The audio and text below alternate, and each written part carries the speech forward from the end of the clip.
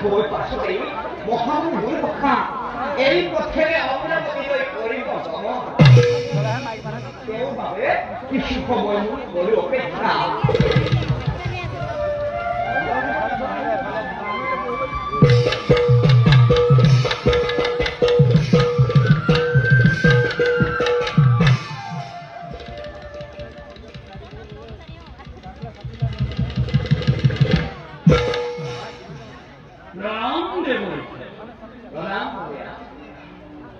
অকস্মাতে এই পথেৰে কিবা এটা কৰিলে বিচাৰা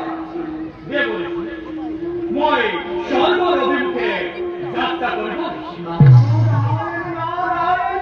হে প্ৰভু তোমাৰ কি যে অপূৰ্ব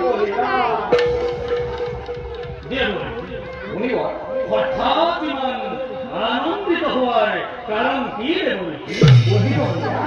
ভৱিষ্যতে সকলো বুজিব পাছত ব্যক্ত কৰিবনে অমৰাৱতীলৈ যোৱাৰ উদ্দেশ্য শুনক গৈছিলো মই বৈকুণ্ঠ এনে মই মাগিলো মই অমৰাৱতীলৈ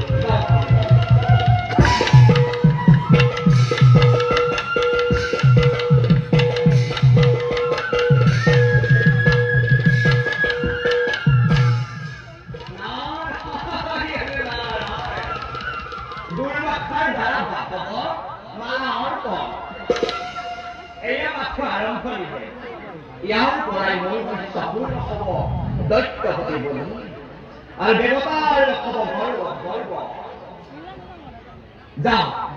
প্ৰভুৰ দৰ্শন কৰি সাৰ্থক কৰিবলৈ নাৰদ